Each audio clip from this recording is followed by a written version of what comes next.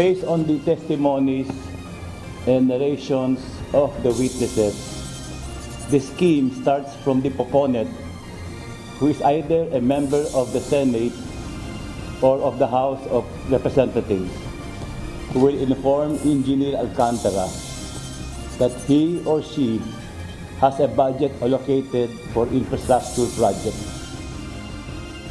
Ilang senador, kongresista at DPWH officials kasama sa inirekomenda ng Independent Commission for Infrastructure na masampahan ng kaso kaugnay ng anomalya sa flood control projects. Lahat ng sakot dapat managot. Lahat ng sakot dapat managot. Lahat ng sakot dapat managot. Dapat managot. Lahat ng sakot. Isa pang malawakang anti-corruption rally isasagawa ng iba't ibang grupo sa Nobyembre. Lilinawin po natin yung screening test kasi na yan, presumptive positive pa lang yan, meaning wala pang conclusive na result yan until may isa lang dun sa tinatawag natin na confirmatory test through the use of a machine called the GCMS, Gas Chromatograph Mass Spectrophotometer. Bus drivers sa Parañaque Integrated Terminal Exchange o PITX isinailalim sa random drug testing ng Department of Transportation. Public contractors na nagbigay ng donasyon sa ilang kandidato noong 2022 national elections, pagpapaliwanagin ng Commission on Elections.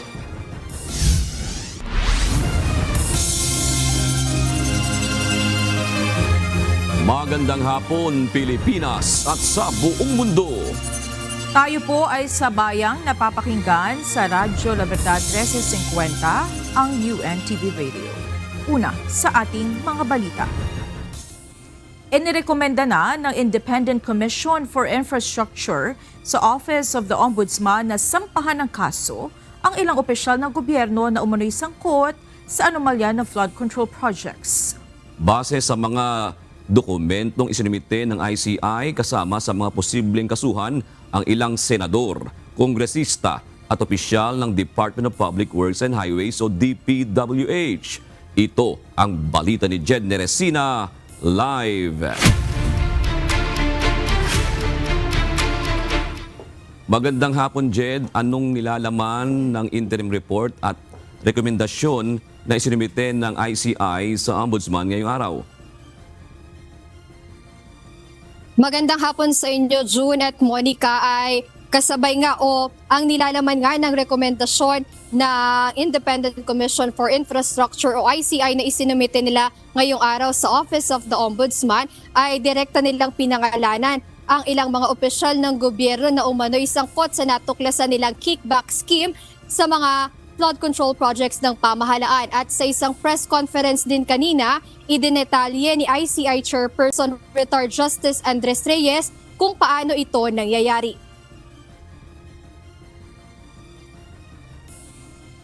But we recommended the filing of criminal and administrative charges against the following persons. 1. Former Undersecretary Roberto Bernardo. Number 2, Senator Joel Jose Villanueva. Number 3, Senator Jose Jinggoy Estrada Ejercito Jr. Number 4, former Congressman Elizalde Saldico. Number 5, COA Commissioner Mario Lipana. Just be Number 6, woman Mary Mitch Kahayon Uy. Nakasaad sa interim report ng ICI ang 6 na pangalan na inaasahang kakasuhan ng Office of the Ombudsman batay sa kanilang rekomendasyon kaugnay ng anomalya sa flood control projects ng pamahalaan. Kasama sa report ng komisyon ang natuklasang pagkakasangkot ng mga nabanggit na opisyal sa umano'y pagtanggap ng mga suhol o unwarranted monetary benefits mula sa mga contractor ng flood control projects. Based on the testimonies and narrations of the witnesses, the scheme starts from the proponent, who is either a member of the Senate or of the House of Representatives, who will inform Engineer Alcantara that he or she has a budget allocated for infrastructure projects. Paliwanag ni ICI Chairperson Retired Justice Andres Reyes, umaabot sa 25 hanggang 30% ang kickback sa flood control projects. Additionally, the scheme shall always involve flood control projects because the kickback is 25 to 30% and is higher than the kickback from other projects which is only at 10%. Mula rito, idinetalye rin ni Justice Reyes ang proseso ng DPWH officials kung saan uutusan umano ni Alcantara si Hernandez na gumawa ng listahan ng mga proyekto batay sa budget na mayroon ang isang mambabatas o proponent. Matapos nito, ang listahan ay ibibigay umano sa isang personalidad na nagngangalang Juan Carlos Rivera na siya namang magpapadala nito sa regional office ng Bulacan o kaya ay sa proponent mismo. If the list was forwarded to the DPWH Regional Director, it will be included in the National Expenditure Program or what we call NEP-NEP.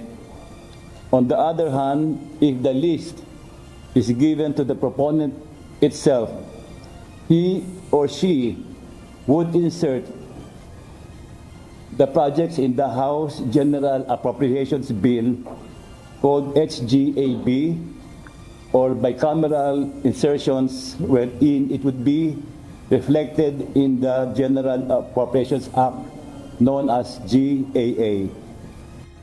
Kasunod nito ay ang paggawa ayon kay Justice Reyes ng isang summary ng mga proyekto at pipiliin na rin ang mga contractor na siyang magpapatupad ng mga ito.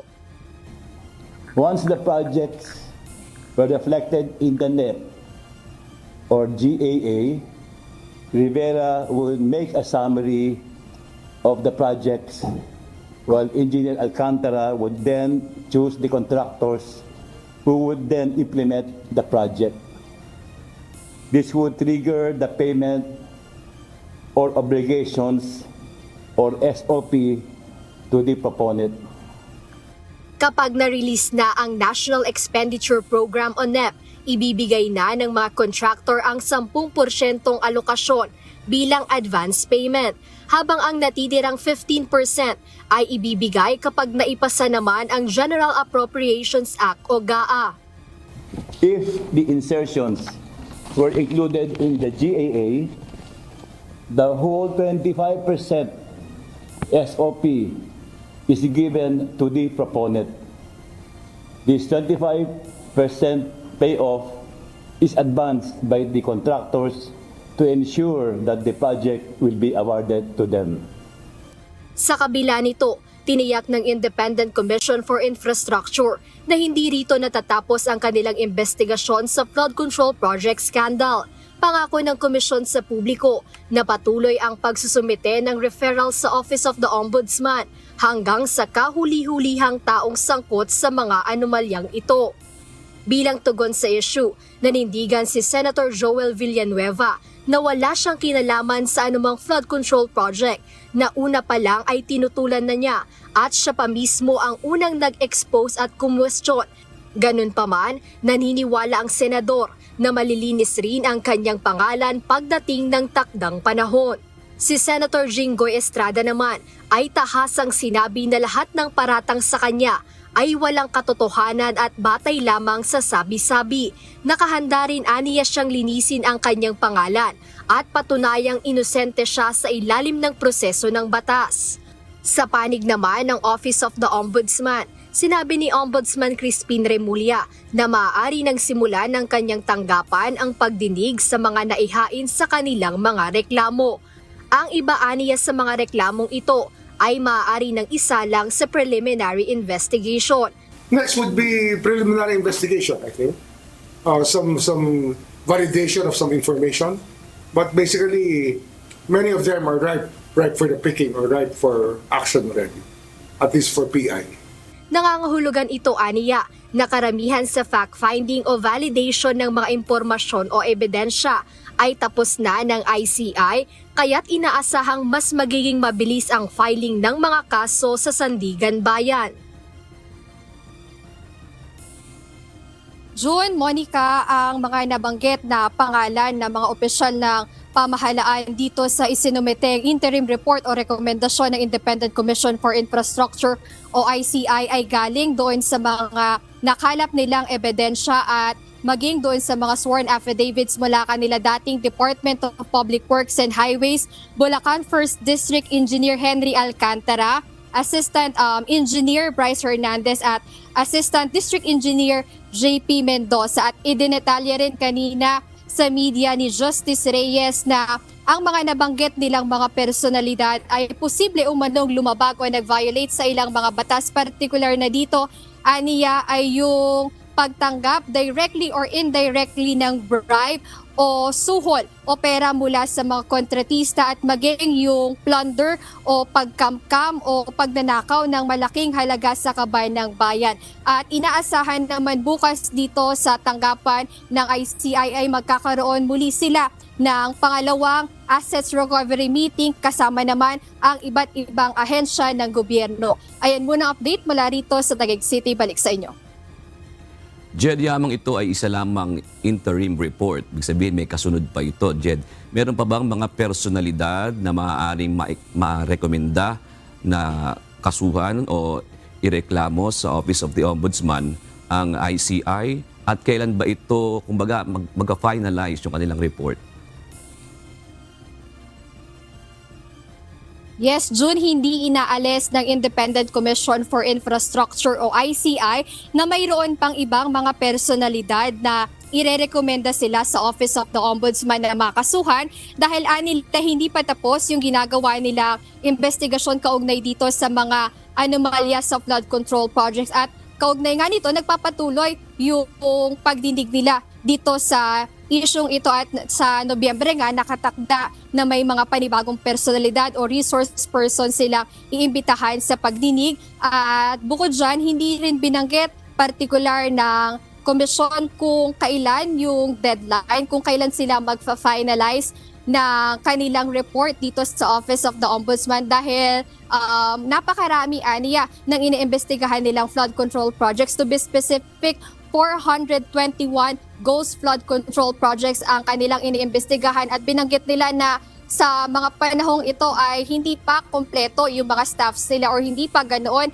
kadami yung mga staff sila dito sa komisyon para i-handle yung ganong karaming report pero sinisikap nila na sa lalong madaling panahon ay makapagrekomenda sila ng maraming mga referrals sa Office of the Ombudsman at makasuhan nga yung mga personalidad na posibleng sangkot o nasa likod nitong mga anomalya sa flood control projects, June.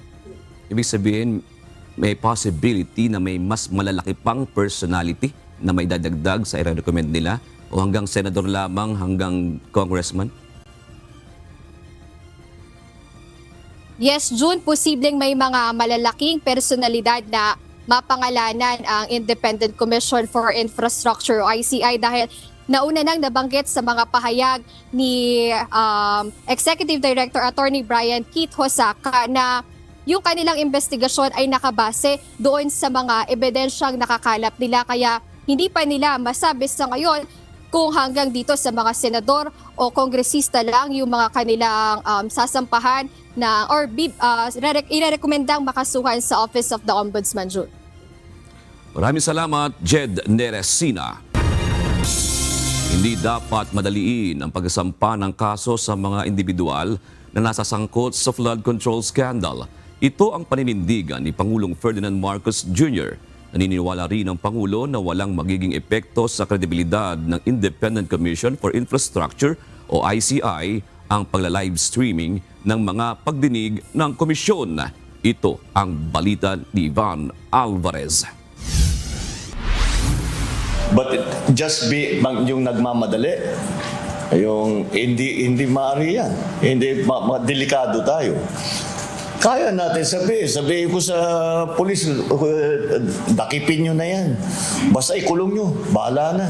Anong mangyayari doon? Sira yung kaso natin. Aminado si Pangulong Ferdinand Marcos Jr. na nadidismaya na ang publiko sa bagal ng pag-usad ng mga investigasyon pagdating sa flood control scandal. Ayon kay PBBM, araw-araw siya nakakatanggap ng mga mensahe na nagsasabing dapat nang ipakulong ang mga tiwaling opisyal ng gobyerno. Ngunit paliwanag ng presidente, delikado kung mamadaliin ang isinasagawang investigasyon, maging ang pagsasampa ng mga kaso. Dapat anyang mapatibay muna ang lahat ng mga ito upang matiyak na walang makakalusot oras na pumasok na sa paglilitis. So, do you want to get it done quickly or do you want to get it done right? That's the choice that we have. So, I understand the frustration because we do have a very good idea about who these people are. Samantala, pagdating sa planong pagla-livestream ng Independent Commission for Infrastructure o ICI sa kanilang mga susunod na pagdinig, naniniwala ang Pangulo na hindi ito makakaapekto sa kredibilidad ng komisyon. I don't think it has an effect on the credibility of the process. I think it's a practical matter, really. Giit pa nito, wala namang problema kung nais isa publiko ng ICI ang kanilang mga hearing. Ngunit dapat ayusin ng komisyon ang kanilang guidelines upang alam nila kung paano ang magiging proseso nito. Subalit para sa Pangulo, walang bentahe ang kanyang opinyon pagdating dito dahil iginagalang pa rin ng executive branch ang pagiging independent body ng ICI. Talagang rinirespeto namin yung unang I, independent Commission on Infrastructure. Let us make sure we are making sure that they are truly independent. So those decisions have to be left to them. Evan Alvarez, UNTV News and Rescue. Diyos ang aming sandigan, serbisyo publiko ang aming pinahahalagahan. Nag-umpisa na ang soft deployment ng mga polis na magbabantay para sa seguridad ng undas. Kanina umaga ay tinaas na rin ang buong puwersa ng Philippine National Police sa heightened alert status para masiguro ang payapang long holiday. Ito ang balita ni Lea Ilagan. Para po magkaroon ng isang safe, stable at secure na Undas 2025, dinoble na ang Philippine National Police ang kanyang deployment para sa darating na Undas 2025. Pinaigting na ng Philippine National Police ang police visibility sa major installation simula ngayong araw. Kasabay ng pagtataas ng heightened alert status ng buong puwersa ng pambansang pulisya, sinimulan na rin ang soft deployment na mga pulis na magbabantay sa mga sementeryo, columbarium at transportation hubs para sa seguridad ng undas. Ayon kay PNP Public Information Office Chief, Police Brigadier General Randolph Tuanyo, bukod sa mga pulis, mayroon ding mga tauhan mula sa Armed Forces of the Philippines, Bureau of Fire Protection, Philippine Coast Guard at Force Multipliers na tutulong sa pagbabantay. Napakalaking bagay ng coordination ng Philippine National Police sa iba't ibang ahensya ng pamahalaan, particular na sa DOTR. Halimbawa po dun sa aviation sector, meron po tayong ABSI Group, na kung saan ito po yung counterpart ng DOTR sa Philippine National Police. Pagdating naman po doon sa Philippine Coast Guard, nandiyan naman ang PNP Maritime Group bilang kanilang counterpart para po sa security naman natin sa karagatan po o sa ating mga maritime borders po. At pagdating naman sa lansangan, yung LTO na nandiyan naman po yung ating Highway Patrol Group para naman po sa coordination paano isi-secure yung ating pong mga major thoroughfares at iba-iba pa pong highways po natin. Ang BFP magtatalaga ng first aid service team at mga ambulansya sa mga matatao at estratehikong lugar. Ang Bureau of Fire Protection po ay magde-deploy po ng hindi bababa sa 27,500 BFP personnel para magman po ng ating mga BFP pass, yung tinatawag nating first aid service team, yung pagkakaroon ng motorist assistance desk sa mga highways natin. At the same time po, yung pagde-deploy ng mga fire truck and ambulance visibility sa mga strategic locations sa ating buong bansa in coordination po with the local government officials po na nakakasakop sa ating mga fire stations sa buong bansa. Bukod sa mga sementeryo at transportation hubs, babantayan din ng National Capital Region Police Office ang posibleng pagsasagawa ng rally at protesta ng mga militanteng grupo. Meron tayong mga naka-reserve na mga for deployment para sa ating mga rally sa mga districts. Ganon din po sa atin sa regional headquarters. Meron po tayong 600 na RSSF na ready for deployment na nasa Camp Bagong Diwa. Nauna nang sinabi ng PNP na wala silang namomonitor na anumang banta para sa paggunita ng undas. Leia Ilagan, UNTV, News and Rescue. Diyos ang aming sandigan, serbisyo publiko ang aming pinahahalagahan. Sumailalim kanina sa random drug testing ang ilang bus drivers sa Parañaque Integrated Terminal Exchange o PITX. Karaniwan na itong ginagawa tuwing may long holiday.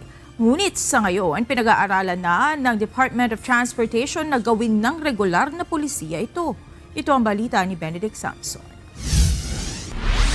Lilinawin po natin yung screening test kasi na yan, presumptive positive pa lang yan, meaning wala pang conclusive na result yan until may isa lang dun sa tinatawag natin na confirmatory test through the use of a machine called the GCMS, Gas Chromatograph Mass Spectrophotometer.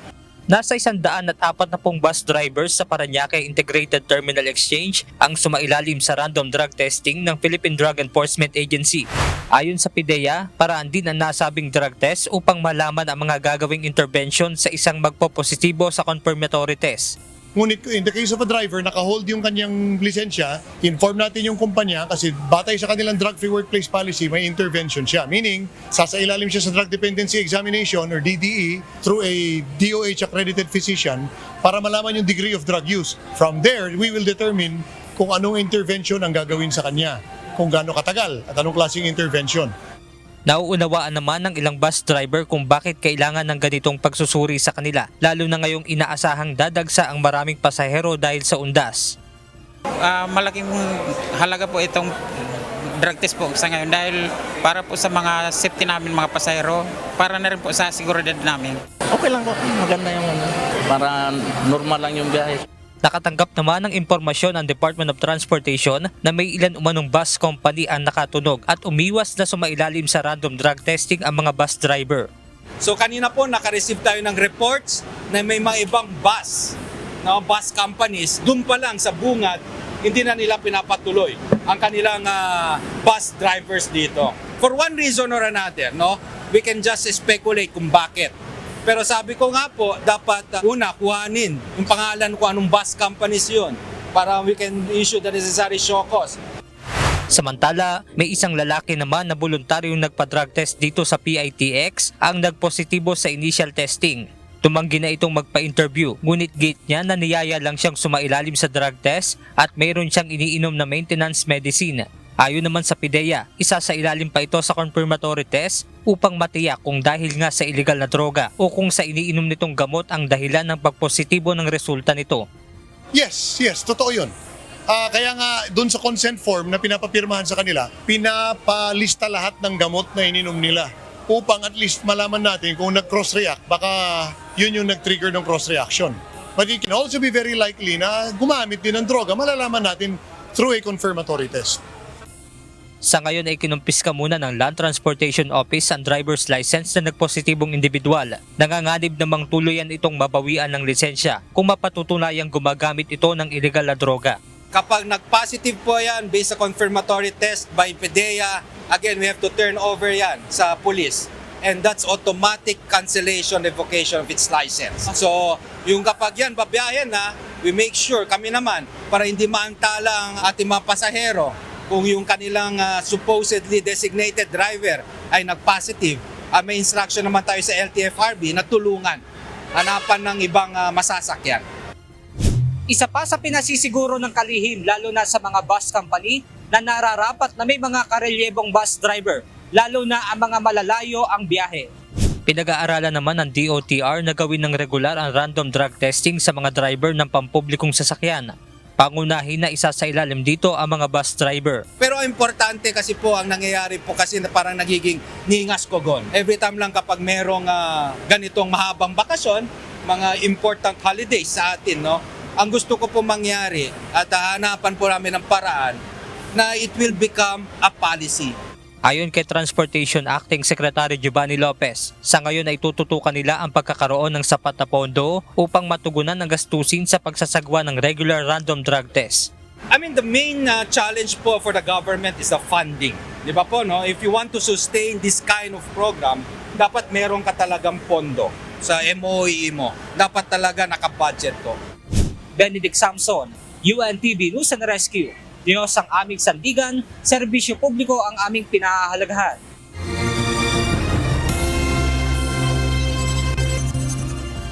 Tuluyan na ang ipagbabawal sa Pilipinas ang offshore gaming operators. Ibig sabihin nito, hindi na maaaring makapag-operate kailanman ang mga ipinasarang POGO online gambling firms sa bansa. Ito ang balita ni Joanna. Bawal na ang pagtatatag, pagpatakbo o pagsasagawa ng offshore gaming sa Pilipinas. Ito ang nakasaad sa Republic Act No. 12312 o mas kilala bilang Anti-Pogo Act of 2025. Sa ilalim ng batas, hindi na rin maaaring tumanggap ng anumang uri ng pagtaya para sa offshore gaming operations. Hindi na rin pahihintulutang magtatag at magpatakbo ng Pogo Hub sa Pilipinas. Maging ang pagpapakilala, paggamit o pagmamay-ari ng Pogo Gaming Equipment o Pogo Gaming Paraphernalia sa Pilipinas. Ikinatuwa ni Senator Sherwin Gatchalian ang pagsasabatas ng panukala. Aniya, napatunayan namang walang ibang idinulot ang Pogo kundi ang pagdagsa ng mga kriminalidad. Dagdag pa nito, hindi lang ito isyong pang-ekonomiya kundi isang moral imperative. Umaasa rin si Senator Gatchalian na siyang nagsulong upang mapaalis sa bansa ang Pogo na hudyat na ito ng totoong pag-unlad ng bansa. Para naman kay Senator Risa Ontiveros, ito na ang simula ng pagwawasto ng mga pagkakamali ng nagdaang administrasyon sa pagpapapasok ng industriya ng Pogo sa bansa. Welcome din naman kay Bicol Saro Party List Representative Terry Redon ang pagsasabatas kontra Pogos. Naniniwala siyang matagal na dapat itong ipinagbawal sa bansa. Yung pong social ills that we had seen as a result of Pogo operations, I think mas mahalaga po yun. Kumbaga, incomparable po yung impact po ng social ills dun sa pera po na kinikita po ng gobyerno at ng bayan at ng ekonomiya mula po sa Pogos. Joanna, UNTV News and Rescue. Diyos ang aming sandigan, serbisyo publiko ang aming pinahahalagahan. Hiniling ng kampo ni dating Pangulong Rodrigo Duterte sa International Criminal Court o ICC na baliktarin ng desisyon nito na nagpapatibay sa jurisdiksyon ng tribunal sa kanya. Base sa 4 na pahinang Notice of Appeal sa ICC na may petsang October 28, umaapela ang mga ito na baliktarin ang naturang desisyon. Binigyan diin ng Duterte camp na dapat makita ng Appeals Chamber na walang legal na batayan para sa pagpapatuloy ng paglilitis laban sa dating Pangulo. Muli ring hiniling ng mga ito ang agaran at unconditional release ng dating Pangulo. Narito naman ang mga balita sa iba't ibang panig ng mundo na ihahatid ng ating global correspondent na si Ann Gonzalez mula sa Ho Chi Minh City, Vietnam.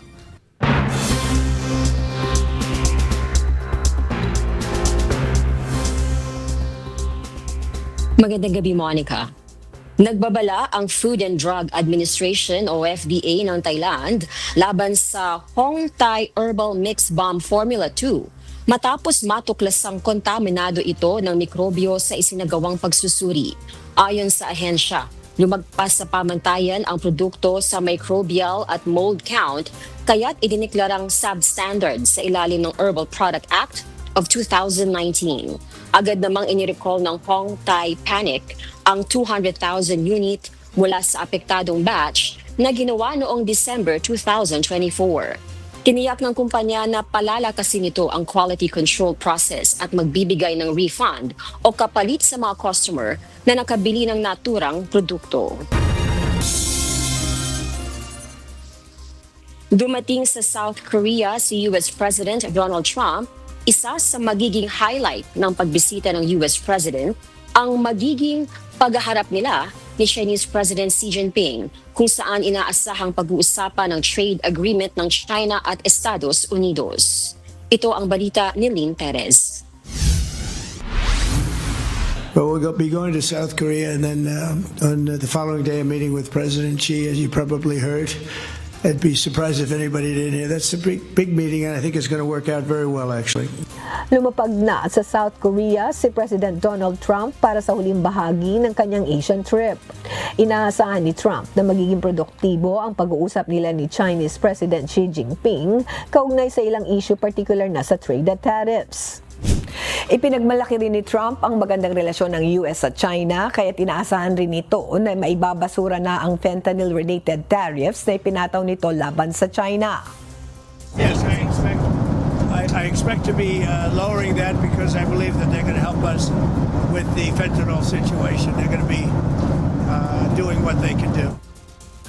Ayon kay Trump, posibleng makalahati ang 20% levy ng Chinese good import sa US kapalit ng pagtulong ng China na mapahinto ang fentanyl precursor chemicals na naipapasok sa US ang iligal. Sa pagdating niya sa South Korea, sakay ng Air Force One, na ibinigyan siya ng 21 gun salute at red carpet ceremony kasabay ng personal na pagsalubong ni South Korean President Lee Jae-myung na nagpahayag ng pagpapasalamat sa matibay na alyansa ng kanilang mga bansa. Bilang simbolo ng pagkakaibigan ay ginawaran si Trump ng Grand Order of Mugunhwa, ang pinakamataas na parangal ng South Korea sa mga pinuno ng estado. Kasabay dito binigyan din siya ng replika ng sinaunang gintong korona ng Silla Dynasty na sumisimbolo ng dangal at pamumuno. Nagsagawa rin ng bilateral meeting ang dalawang leaders para pag-usapan ng trade deals sa pagitan ng South Korea at Estados Unidos. Lynn Perez, UNTV News and Rescue. Diyos ang aming sandigan, serbisyo publiko ang aming pinahahalagahan.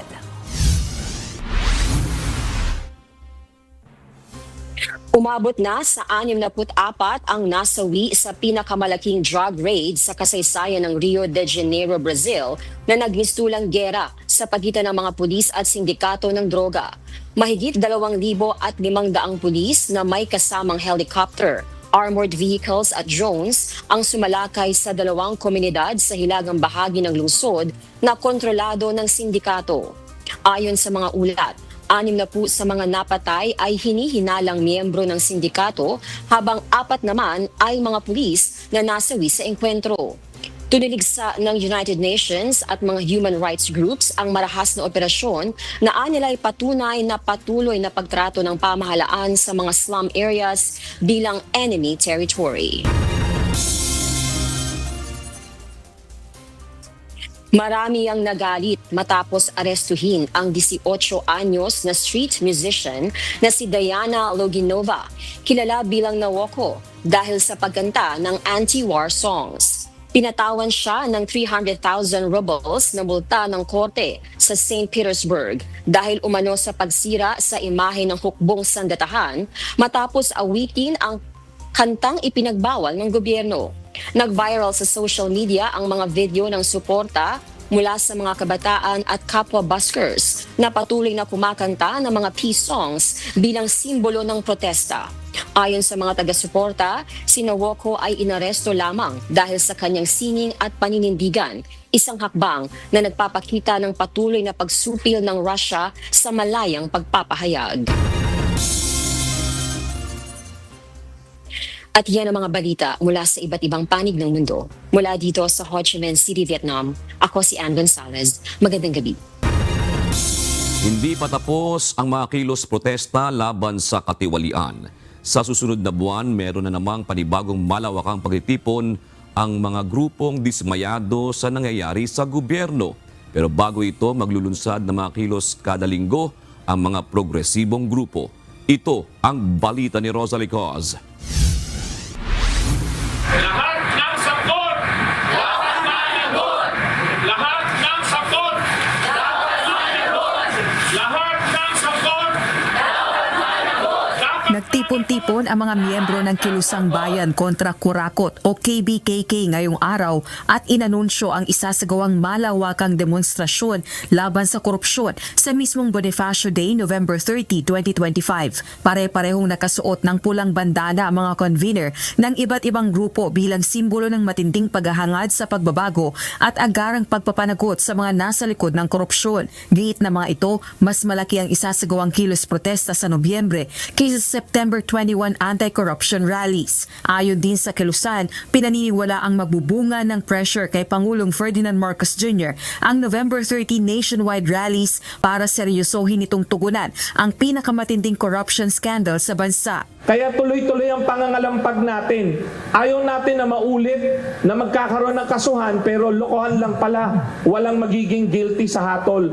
Kaya ituloy natin ang protesta at pangangalampag. Kahit na sinasabi ng palasyo, huwag daw tayo mainip. Pinagbubutihan daw nila ang pagbubuo ng kaso para sure ball. Sure ball nga ba? Sobrang bagal nila. At saka parang mga miron lang ang kakasuhan. Pero para naman kay House Deputy Minority Leader at ACT Teachers Party List Representative Antonio Tino, mayroong pangunahing dapat managot. Isang direktang mensahe para kay Pangulong Marcos Jr. Mr. President, mahiya ka naman. Hanggang ngayon ay hindi mo pa inaako at hindi ka pa nagpapaliwanag tungkol sa 3,700 na mga flood control projects at iba pang infrastructure projects na pinondohan mo mula sa unprogrammed appropriations ng 2023 at 2024. Bago rin ang malawakang demonstrasyon sa November 30, magsasagawa rin ng mga pagkilos ng iba't ibang grupo sa kada Biyernes ng susunod na buwan. Gaya ng mga pagpupulong, mass demonstrations, noise barrage at iba pa. Samantala, naniniwala naman si House Infrastructure Committee Co-Chairperson at Bicol Saro Party List Representative Terry Ridon, mahalaga pa rin maiparating ng mga kababayan ng kanilang hinaing sa katiwalian sa pamahalaan. Umaasa rin ang kongresista na sa lalong madaling panahon, formal nang makapaghahain ng mga kaso sa Sandigan Bayan laban sa mga sangkot sa anomalous infrastructure projects. Siyempre, yung bola po regarding specific projects and regarding these specific personalities ay nasa ombudsman na. So, I think may timeline naman pong binanggit na si Ombudsman Remulla in the last few days. I think no more than 60 days. So, for PI, preliminary investigation. So, hopefully, within the next month or next 2 months, meron na pong formal charges that will be filed at the Sandigan Bayan. Ginawa nito ang pahayag kasunod ng panibagong rekomendasyon sa Ombudsman ng Independent Commission for Infrastructure o ICI na paghahain ng criminal at administrative cases laban sa mga kasalukuyan at dating mambabatas at opisyal dahil sa pagiging sangkot sa mga tiwaling proyekto. Rosa Licoz, UNTV News and Rescue. Diyos ang aming sandigan, serbisyo publiko ang aming pinahahalagahan. Tukoy na ng Commission on Elections ang mga kontraktor ng ilang government projects na nagbigay ng campaign contribution sa ilang kandidato noong 2022 national and local elections. Padadalhan na sila ng COMELEC ng show cause order upang pagpaliwanagin. Ito ang balita ni Dante Amento. Isang araw lamang natanggap na ng COMELEC yung mga certification mula sa DPWH doon sa sulat na ipinadala ng ating Political Finance and Affairs Department. Natanggap na ng Commission on Elections o COMELEC ang certification mula sa Department of Public Works and Highways o DPWH patungkol sa mga kontraktor na may pinasok na proyekto sa gobyerno. Sa 53 kontraktor na nagbigay ng kontribusyon sa mga kandidato noong 2022 elections, 27 rito ay public contractors. Ito ay batay sa isinumiting Statement of Contributions and Expenditures o SOSE na mga kandidato. Isa rito ang Centerways Construction and Development Inc. na kasama sa pinangalanan ni Pangulong Ferdinand Marcos Jr. na may pinakamaraming flood control projects. Nabatid na ang presidente ng kumpanya ay si Lawrence Lubiano na umaming nagbigay ng 30 million pesos sa kandidatura ni Senator Francis Chis Escudero. Hiningi ng COMELEC ang certification ng DPWH para sa kanilang moto proprio o sariling case build-up. Kaugnay nito ayon kay COMELEC Chairman George Erwin Garcia, padadalhan nila ang 27 kontraktor ng show cause order o pagpapaliwanagin. Pero nilinaw ni Garcia na hindi ibig sabihin ay guilty o may sala na ang mga ito. Bahagi lang anya ito ng due process para marinig ang kanilang panig sa isyu. Pagkatapos po na mapasagot natin yung 27 na yan, ay pasasagutin naman po natin. Yun naman po mga kandidato na nabigyan, tumanggap mula po doon sa 27 na kontratista. Tiniyak ng COMELEC na kapag makontento sila sa paliwanag ay maaaring hindi nakasama sa iimbestigahan ang isang public contractor. Sa ilalim ng Omnibus Election Code, bawal ang natural o juridical persons tulad ng public contractors na magbigay ng kontribusyon sa mga kandidato. Pagka wala naman talagang kaso, so they will not issue anymore any recommendation. They will just perhaps recommend the dismissal ng naturang mga kung sakali mang may nakikita sila na problema.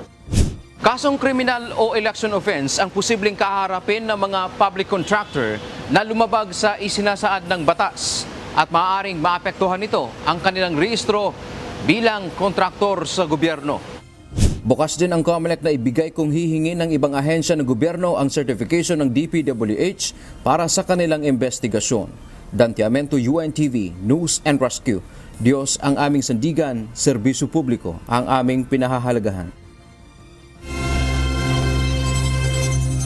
Inaasahang makapagsasampa na ng kaso ang Office of the Ombudsman sa Sandigan Bayan sa susunod na buwan.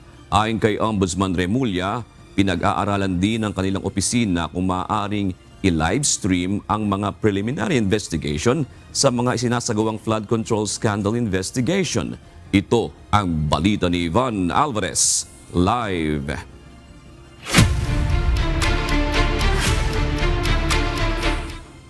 Ivan, anong mga kaso yung inaasahang isasampa sa mga sangkot sa flood control scandal? Yes, June, ayon kay Ombudsman Jesus Crispin Remulla, mga kasong may kinalaman sa korupsyon ang gagamitin para dito sa unang batch ng flood control cases na kanilang isasampa sa Sandigan Bayan bago dumating ang araw ng November 25. Kinumpirma ni Ombudsman Crispin Remulla na inaasahan ng makakapagsampa na ng mga complaint sa Sandigan Bayan ang Office of the Ombudsman para sa mga flood control case na sumasailalim ngayon sa preliminary investigation. Posibleng kasama na rito ang 5 ghost flood control project sa Bulacan na hawak ngayon ng Department of Justice, maging ang flood control project sa Oriental Mindoro sa ilalim ng contractor na SunWest Incorporated na iniuugnay naman kay resigned Ako Bicol Party List Representative Zaldico. Target is really by November 25, we will have cases in the Sandigan Bayan already, or filed with the Sandigan Bayan. By November 25, hopefully. Ayon kay Remulla, sa 3 ghost flood control project sa Bulacan, sangkot dito ang high-ranking official. Hindi naman ito pinangalanan ng Ombudsman, ngunit sumasahod ng salary grade na 27 o 123,000 pesos pataas kada buwan. I think 3 of them involves a higher official. So sir, ito po ay hindi pa napapangalanan? Hindi pa. Sa indictment na, I would rather that it ready when we file the case that we name the official. Because, hintayin lang natin, malapit na yan. Giit nito, hindi kasama ang plunder sa mga isasampang kaso dahil mahirap itong patibayin sa korte at maliit ang tsansa na mayroong mako-convict dito. Anya, gagamit sila ng ibang anti-corruption cases na mas madaling patunayan at siguradong makakapagpanagot sa mga may sala. We are looking at other crimes that are easier to prove because plunder nga is overrated. It is it's full of holes already.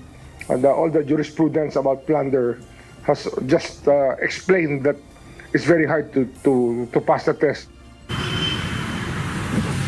Kasama na rito ang bribery, indirect bribery, malversation, falsification at marami pang iba.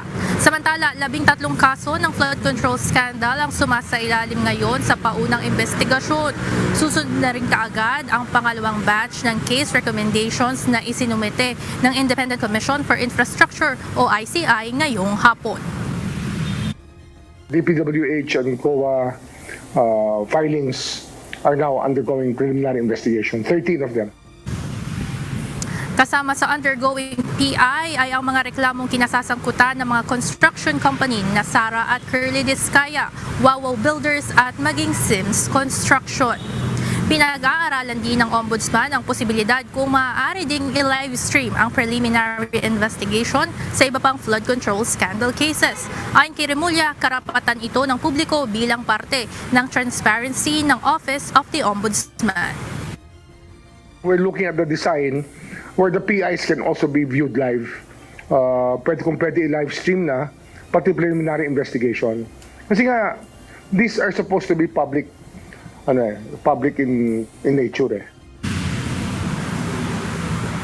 Kaugnay nito, isa sa publiko na rin ang mismong desisyon sa panahon ni retired Ombudsman Samuel Martires kung saan dismiss na sa mga administrative at criminal cases si Senator Joel Villanueva. June, ayon kay Ombudsman Remulla, plano niya muling makipagpulong sa Sandigan Bayan maging sa Supreme Court patungkol sa mga jurisdiction o mga proseso ng gagawing pagkakaso dito sa mga sangkot sa flood control scandal. Yan ang balita mula dito sa Office of the Ombudsman. Balik sa inyo dyan, June. Maraming salamat, Ivan Alvarez. Magtatalaga ang Supreme Court ng espesyal na mga korte nalilitis sa mga kasong may kaugnayan sa maanumalyang flood control projects.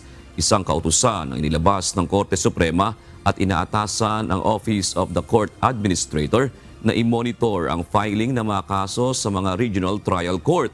Oras na maisampa ang mga kaso sa RTC, magtatalaga ang SC ng espesyal na mga korte upang matutukan ang paglilitis sa mga ito. Nagpapatuloy din ang mga reformang ipinatutupad ng mataas na hukuman para mapabilis ang paglilitis at ang pagdedesisyon sa mga kaso sa ilalim ng Strategic Plan for Judicial Innovations 2022 to 2027 o SPJI.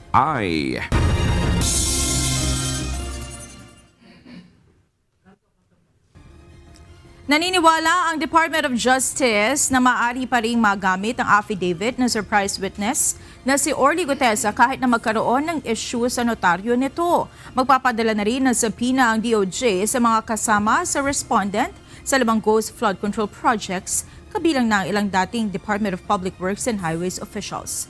Ito ang balita ni Dante Amento. As soon as we get hold of a copy of the decision or the order of the court, we will act accordingly. We have not seen it. Wala pang natanggap ang Department of Justice o DOJ na desisyon ng Korte sa Maynila kaugnay ng affidavit ni Orly Gutesa. Si Gutesa ang witness na lumutang sa pagdinig ng Senado na nagsabing nag-deliver ng pera kina dating House Speaker Martin Romualdez at resigned Congressman Zaldico kaugnay ng flood control projects. Sa desisyon ng hukuman, sinabi nitong falsified o peke ang perma ng notaryo publiko sa affidavit. Pero sabi naman ng DOJ, maaari pa namang magamit ang nilalaman ng affidavit ni Gutesa, lalo na pinanumpaan naman niya ito sa Senado. It does not say that just because I did not notarize it, it means that the things that are stated there are lies. Sa tanong kung maaari bang managot din si Senator Rodante Marcoleta sa pagiging peke ng sinumpaang salaysay ni Gutesa, nilinaw ng DOJ na si Gutesa lang ang sangkot dito. Mga akusado lang po or yung mga parties lang ang liable in the event that they are found guilty. Okay, in this case, the affidavit was found to be falsified. As far as we know, si Orly Gutesa lang ang party involved. So Senator Marcoleta, insofar as his involvement in the Senate proceedings, Senate hearings, is concerned, this has nothing to do with Orly Gutesa's case, which happened to be decided in court. Naniniwala naman si House Infrastructure Committee Chairperson at Bicol Saro Party List Representative Terry Redon na nabahiran ang kredibilidad ni Gutesa matapos na matukoy ng Manila Regional Trial Court na may forged notarization ang sinumpaang salaysay nito. Hinihikayat din ito ang DOJ na kasuhan ang mga nasa likod ng falsified affidavit ni Gutesa sa Senate Blue Ribbon Committee. I think meron ho talagang malaking taint into Mr. Gutesa's credibility that he had notarized the document, submitted the document to the Senate Blue Ribbon Committee, and ultimately it was a falsified document as what the court said. No? So I think how the Blue Ribbon Committee will look at it would be probably he will be asked why he should not be cited in contempt for submitting a falsified document. Samantala, posibleng sa linggong ito ay masisimulan na ng DOJ ang pagpapadala ng subpoena sa mga sangkot sa 5 ghost flood control projects na nakasampa sa kanila. Ito ay bahagi ng gagawin nilang preliminary investigation. Kabilang sa ipatatawag ng kagawaran ang ilang dating district engineers ng Department of Public Works and Highways o DPWH tulad nina Henry Alcantara at Bryce Hernandez. Pero nilinaw ng DOJ na walang kasamang mambabatas sa kanilang ipapasapina. There is no lawmaker yet, either a congressman or a senator, who is included in the charges that are being subjected to a preliminary investigation. Nangako ang DOJ na sisikapin nilang matapos ang pagdinig sa reklamo sa loob ng 1 buwan bago isampa ang kaso sa korte. Dante Amento, UNTV, News and Rescue. Diyos ang aming sandigan, serbisyo publiko ang aming pinahahalagahan. Nais ng pakasuhan ng Department of Agriculture ang mga kontraktor na sangkot sa 3 natuklasang farm-to-market road projects na hindi naisakatuparan ang pagpapagawa. Ayon kay Agriculture Secretary Francisco Tiu Laurel Jr., bahagi ang 3 sa halos 5,000 FMR na dapat i-monitor ng ahensya. Makikipag-ugnayan ng DA sa Independent Commission for Infrastructure o ICI para sa paghahanda ng kasong dapat isampa sa mga naturang kontraktor at sa mga opisyal ng gobyernong posibleng sangkot din sa anomalya. Of course, ICI will also assist us, but ang mag-instigate ng demanda is DA. Then ICI will determine naman kung i-file nila sa ombudsman yung mga malamang mapapunta na sa ombudsman yan para filean yung mga taga-gobyerno na may problema dito. Nasa 50,000 average departures kada araw sa darating na long weekend ang inaasahan ng Bureau of Immigration. Bilang paghahanda, nagdagdag na rin ng team ang BI sa Ninoy Aquino International Airport o NAIA. Ito ang balita ni JP Nunez. Inaasahan natin na magkakaroon talaga ng bahagyang pila doon sa ating mga paliparan dahil long weekend ngayon. So marami po talaga ang babiyahe. Mula Biyernes, October 31 hanggang weekend sa November 2, inaasahan ng Bureau of Immigration ang pagdagsa ng mga pasahero sa mga international airport sa bansa. Noong nakaraang taon, nasa 49,000 ang daily average ng departure na naitala sa mga paliparan sa kaparehong panahon. Pero ngayong taon, inaasahan ng BI na aakyat pa sa 50,000 o hanggang 55,000 ang daily departure sa mga international airport. A big increase from the usual 45 above na mga biyahero na nakikita natin sa mga paliparan. So mga nasa 50,000, 55,000 departures po ang ine-expect natin na mabiyahe kada araw ngayong weekend. Sa Ninoy Aquino International Airport o NAIA, nagdagdag ng augmentation team ng immigration officers ang BI para sa mas mabilis na pagpoproseso ng mga dokumento ng mga lalabas ng bansa. Ayon pa kay Sandoval, kahit inaasahan ang pagdagsa ng mga biyahero, nakikita nilang magiging manageable ito. Dahil anya sa expansion at improvement sa mga terminal sa NAIA na isinasagawa ng private operator nito na New NAIA Infrastructure Corporation. Kabilang anya sa improvement ang pagdadagdag ng electronic gates kung saan kapag manual counters ay umaabot ng 45 seconds ang proseso, samantalang sa electronic gates ay aabot lamang sa 8 segundo. Kinakabit na yung mga electronic gates from NNIC, dyan po sa mga paliparan. Meron din po tayo mga electronic gates pa na nakatalaga dyan po sa mga paliparan po natin sa arrival area. Samantala, nagbukas din ang BI ng panibagong aplikasyon para sa mga nais pumasok bilang immigration officers. Paghahanda na rin ito para sa holiday season upang mas maraming magbantay sa mga paliparan. Ang mga papasang aplikante ay sasailalim sa isang intensive training program sa Philippine Immigration Academy sa Clark. Pag-aaralan nila ang immigration laws, arrival and departure procedures, document inspection at national security enforcement bago ma-deploy sa mga paliparan. Maaaring magsumite ng aplikasyon sa online portal ng BI na careers.immigration.gov.ph. Ito naman po ay ang deployment ay hindi lang po sa NAIA, but dun sa iba't ibang international airports all over the Philippines. JP Nunez, UNTV, News and Rescue.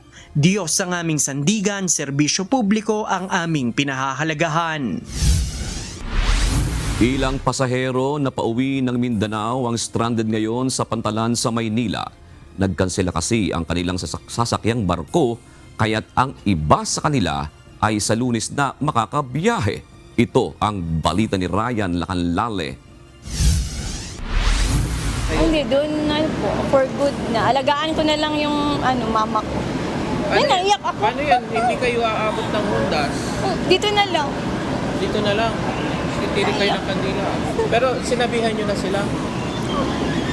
Ano sabi nyo sa kanila? Sundain na lang ako. Emotional si Noreen dahil hindi pa niya makakasama ang kanyang 78 years old na ina ngayong weekend pagkatapos ng ilang taon simula nang magtrabaho ito sa Maynila. Ilang araw pang maaantala ang kanyang pag-uwi sa Oroqueta City sa Misamis Occidental at hindi naaabot sa November 1 dahil nagkaproblema ang sasakyan nilang barko noong Lunes. Kaya sa susunod na Lunes na siya makakabiyahe, ibig sabihin dito na muna siya mananatili ng ilang araw. Mahirap din kasi para sa kanya ang umuwi sa kanyang mga kaanak dahil sa dami ng kanyang mga bagahe. Kapos na rin kasi ang kanyang budget lalo na't nadoble ang kanyang gasto sa alagang aso na dadalhin. Expired na kasi ang 3 araw na permit nito kaya't kukuha na naman siya ng panibagong permit. Kaya umaasa ito na matutuloy na sa Lunes ang kanyang sasakyang barko. Ang layo pa ng ang layo pa ng Monday. Oo. Yung alaga nyo, babayaran nyo pa rin daw yun? May bayad pa dyan. 1,000 daw yan kasi small daw. Tapos sabi nyo kanina, bumili pa kayo ng Oo, kasi bawal na daw po yung bakal 800 po yung tinawaran ko 700. Tapos ito, 1,200, tinawaran ko 1,000. Doon dito sa harbor ng veterinary, kumuha daw kasi ng bago. Kung nakasakay ako nung Monday, sana hindi ako magastusan nung panibagong papel, yung permit niya. Kailangan Kaya kumuha na naman ako doon. Si Gigi, ganito rin ang sitwasyon. Nakansela ang biyahe niya noong Lunes at nirebook sa Biyernes papuntang Osamis. Pero nang malamang ililipat na naman sa Linggo ang kanyang schedule, hindi na nito napigilan ang kanyang sarili at nagwala sa Pantalan. Aniya 500 piso lamang ang kanilang budget para sa pagkain pero hindi nila inaasahan ang nangyari kaya ngayon ay problemado sila kung ano ang kanilang kakainin hanggang Biyernes. Sabi ko kanina, bakit ganun sir? Ang sa amin sir, kakauwi kami ngayon kasi wala kami ng dito, pangkain, pangalawas namin dito. Kasi walang-wala na talaga kami. Kasi yung pira, pangpunta lang talaga namin dito. Yun lang ang inano ko sa kanya. Tapos, yun, sabi na, ma'am, kasi, pulibok na, sa 31 na lang. Sabi ko nga, i-sure nyo sa 31. Pangalawa na naman, sabi na naman nila na, hindi pala matuloy sa 31. Sa November 2 na naman. Yun, wala na naman ako doon. Grabe naman yan, sir. Wala pa nga kaming kain. Tapos, yun na naman, sa November 2 na naman, sabi kong ganun sa kanila. Humingi naman ng dispensa ang shipping company sa mga apektadong pasahero. Paliwanag nila, nagkaroon ng problema ang isa nilang barko kaya last minute, nagkansela sila ng biyahe noong Lunes. Nataon lamang aniya ang insidente ngayong marami ang nagsisiuwian sa probinsya. Because we didn't want to compromise passenger safety and unfortunately tinamaan talaga itong undas. Pero sa banda po namin, we just want to make sure na walang pasahero po o yung mga seaman po natin dito trabaho sa barko, yung crew po natin ay hindi po ma-aksidente. So minabuti na po namin na i-cancel na lang to for everyone's safety. Nasa mahigit 800 ang apektadong pasahero na biyaheng Osamis at Butuan City. Ang iba, nag-refund. Mayroong lumipat na lamang ng biyahe pa Cagayan de Oro ngayong araw pero mayroong sa Biyernes at Lunes na ang schedule ng alis. Nangako naman ng tulong ang shipping company at bibigyan ng pagkain ang mga stranded na pasahero. they are being given care naman po sa pier. Meals po sila in the next few days. Samantala, simula noong Lunes, umabot na sa mahigit 420,000 na pasahero ang naitala ng Philippine Ports Authority na passenger traffic sa mga pantalan. Sa pagtaya ng PPA, aabot sa 2.2 milyon na mga pasahero ang mga dadaan sa mga pantalan hanggang sa weekend. Mas mataas ito sa mahigit 1.9 milyon na pasahero sa kapareho na panahon noong isang taon. Inaasahan natin na Thursday hanggang Friday yung pinakadagsa ng mga tao. Pero right now, almost 500,000 na tayo, and it's just since Monday to up to this day, 6 a.m. in the morning. So marami na po tayo mga pasahero. Although dodoble po yan pagdating ng Thursday and Friday. Kaninang umaga, nagsagawa ng inspeksyon sa Northport Passenger Terminal ang bagong administrador ng Office of Transportation Security na si Undersecretary Gilbert Cruz upang tiyakin ang kahandaan ng pantalan sa pagdami ng mga pasahero ngayong holiday. So far so good naman, lahat naman in place na sila, and then there are few minor things na nakita natin na pwedeng idagdag, like yung more information para sa mga passengers, para nga hindi sila naliligaw kung ano yung mga hindi dapat dalhin at yung mga pwedeng dalhin sa loob ng barko. Rekomendasyon nito, maglagay ng karagdagang CCTV sa pantalan at lagyan ng mas malinaw na ilaw ang X-ray area kung saan unang iniinspeksyon ng mga bagahe. Nabigay din sila ng travel bag na may lamang first aid kit at information kit sa mga bawal dalhin sa pantalan. Ryan Lacanlale, UNTV News and Rescue. Diyos ang aming sandigan, serbisyo publiko ang aming pinahahalagahan. Ilang araw bago ang undas, marami ng mga turista ang umaakyat sa Baguio City para sa long weekend. At kasabay ng pagdami ng mga bisita, ang pagbigat ng trapiko. Ito ang balita ni Grace Doctolero live.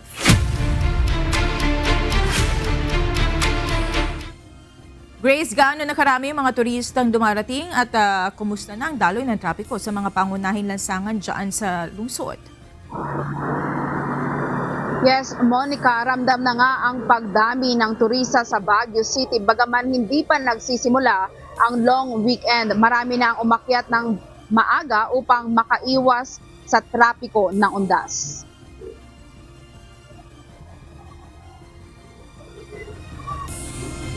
Ayon sa Baguio City Police Office, may bahagyang pagtaas ng volume ng sasakyan, lalo na sa Marcos Highway at Naguilian Road. Nananatiling limitado ang Cannon Road sa mga residente at light vehicles.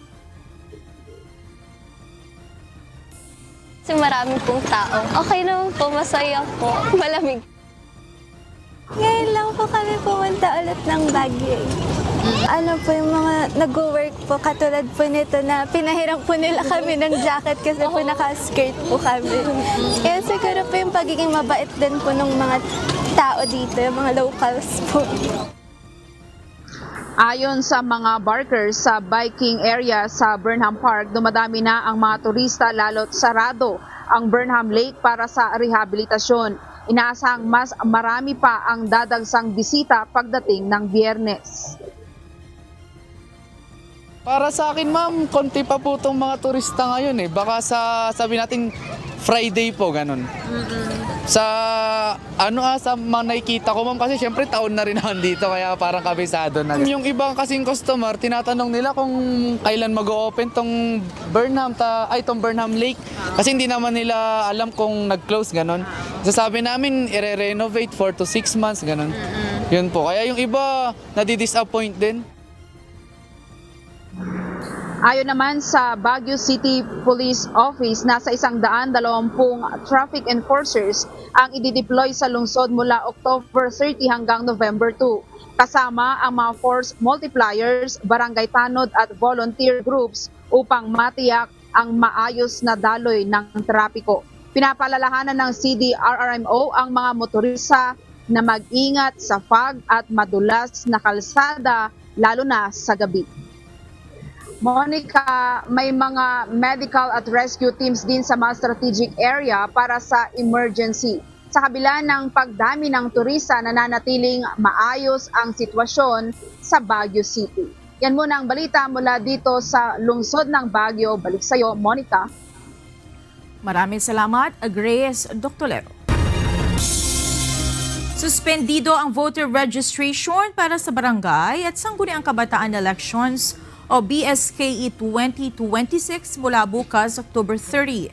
4 na araw ang suspensyon na tatagal hanggang sa araw ng Linggo, November 2. October 20 nang magbukas ang voter registration para sa BSKE 2026 at tatagal naman ito hanggang sa May 18, 2026.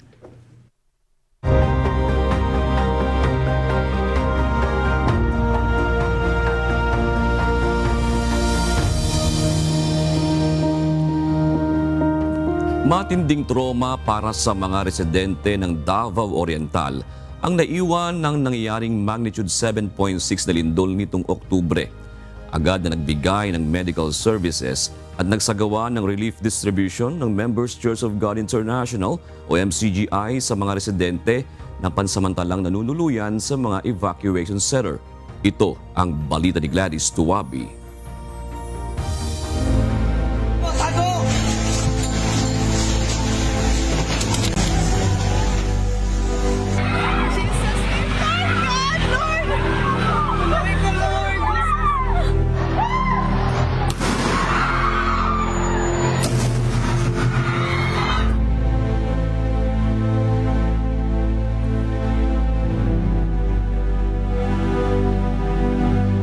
Naghirap po kami nung lumindol ng lakas.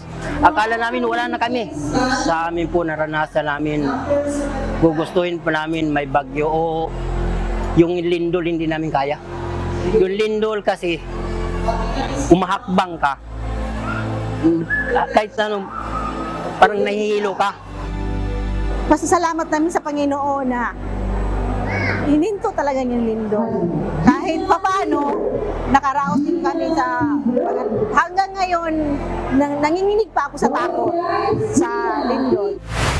Tila isang bangungot na paulit-ulit bumabalik sa isipan.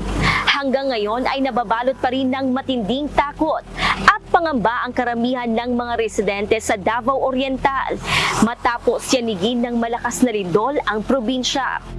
Sa katunayan, sa tuwing nakararamdam ng aftershocks, natataranta pa rin sila. Ang iba ay mas pinili ang manatili sa labas ng kanilang mga bahay sa pangambang yumanig ulit ng malakas at baka masama sila sa mabagsakan. Bukod sa mga gumuhong bahay, problema din ng ilang pamilya ang mga natigil nilang kabuhayan matapos ang magnitude 7.6 na lindol sa kanilang lugar. Ang ilan naman ay nagdadalamhati pa rin sa mga nawala nilang mahal sa buhay.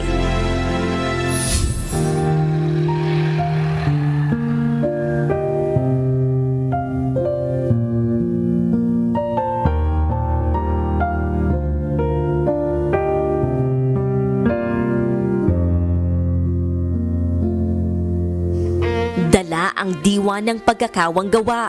Ang mga volunteer ng Members Church of God International o MCGI ay agad na naghanda at nagtungo sa mga lugar na apektado ng lindol, lalo na sa munisipalidad ng Manay. Nagdala ang grupo ng mga relief good at hygiene kits. Naroon din ang MCGI Mobile Dental and Optical Clinic Unit No. 3 para naman maghatid ng libreng serbisyo sa mga kababayan nating nangangailangan. Hindi kami makatrabaho. Wala man, stop man kami ng trabaho. Construction worker lang kami. Walang mga trabaho. Kaya pasalamat kami sa MCGI. Tumulong sa amin. Maraming salamat sa inyo. Salamat po. Pasalamat kami dahil buhay pa kami. Kahit anong kalamidad, inasahan namin ang Panginoon lang. Sa Panginoon lang kami umaasa. Ang Panginoon nagligtas sa amin.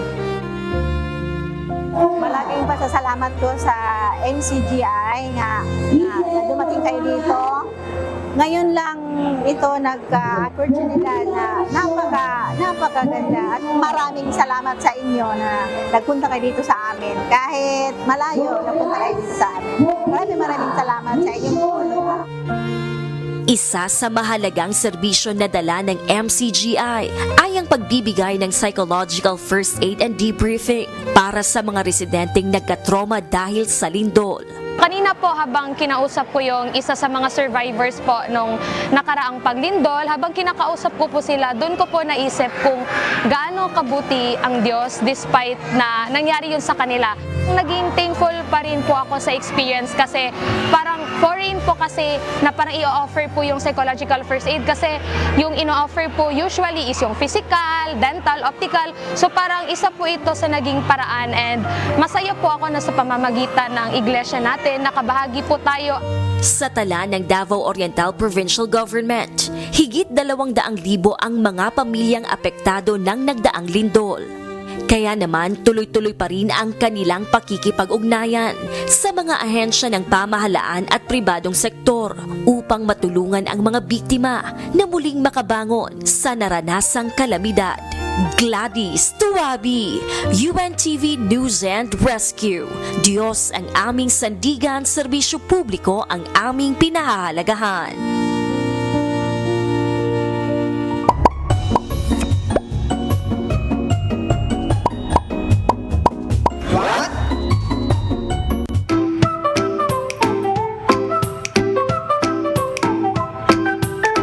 Dagdag kaalaman po, alam niyo ba kung saan nanggaling ang salitang undas? Ito yung salita na ginagamit ng ating mga kababayan sa tuwing ginugunita nila ang mga mahal nila sa buhay na yumao. Saan kaya galing? Marami ang nag-aakala na ito ay basta pinaikling Todos los Santos, pero ayon sa mga historian at lingwista, may mas malalim itong pinagmulan. Ayon sa Komisyon sa Wikang Filipino at ilang history experts, ang undas ay posibleng nagmula sa Espanyol na honras, nang ibig sabihin ay pagbibigay pugay o paggalang.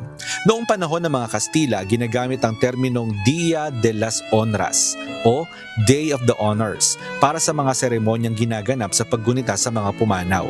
Kalaunan sa pamamagitan ng wika at pagbigkas ng mga Pilipino, honras ay unti-unting naging undas.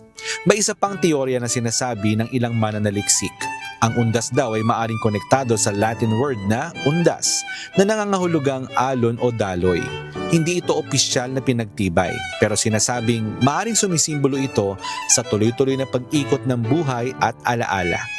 Sa kasalukuyan, ginagamit ang undas bilang pangkalahatang tawag sa panahon ng paggunita sa mga yumao, karaniwan tuwing November 1 at 2. Kaya kapag narinig po natin ang salitang undas, maaari nating maisip na ito ay bahagi ng kultura at kasaysayan ng mga Pilipino. Isang halimbawa ng pagbabago at paano nag-evolve ang wika ng mga Pilipino sa pagdaan ng panahon. Sana may natutuhan kayo at laging tatandaan, mapalad po ang tao na nakakasumpo ng karunungan at ang tao na nagtatamo ng kaunawaan.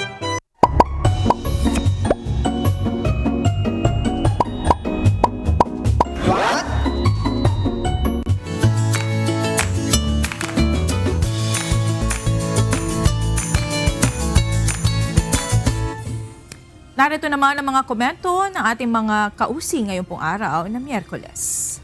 Hinggil po doon sa gagawing regular, itong random drug testing sa mga drivers. Sabi po ni Alexander Monte, dapat isama nyo yung mga driver ng truck o trucking. Nag-iingat ka tapos paglalaruan ka naman ng mga driver ng truck. Sabi naman ni... sino nagsabi nito? Tungkol pa rin ito sa drug testing policy sa drivers. Sabi ni Christopher Pelino, bakit po bus driver lamang? Di ba pwedeng isama mga konduktor sa drug test? Yan. Salamat po at shout out kina Julie Balingit TV, Daryl Malyari at Daniel Desembrana. Gayon din kay Gilbert Andes, Jericho Cars at Alfredo Morente. Samantala mga kasambahay, kung may mga istorya po kayong nais balikan sa Ito Ang Balita, pwede niyo po ito muling mapanood sa aming mga official social media account. Magtungo lamang po sa UNTV News and Rescue YouTube channel at i-click ang subscribe button. Gayon din sa aming Facebook, Instagram, X at TikTok accounts. Mapapanood nyo rin po rito ang iba pang news programs ng UNTV, pati na iba pang video ng nag-iisang public service channel. Kaya subscribe, like, and share. Narito naman ang salita ng Diyos na ating sandigan mula sa aklat ng Ecclesiastes 9:10 na nagsasabi, "Anumang masumpungang gawain ng iyong kamay, gawin mo ng iyong kapangyarihan, sapagkat walang gawa, ni kathaman, ni kaalaman man, ni karunungan man, sa libingan na iyong pinaparunan." At yan ang naging kabuuan ng ating balitaan ngayong gabi. Aming inilahad ng buong katapatan kung paano namin nasaksihan. Kayo po'y makapagtitiwala na ang aming nakita at narinig, ang aming ibinabalita. At dito po sa UNTV, Diyos ang aming sandigan, serbisyo publiko, ang aming pinahahalagahan. Gandang gabi po.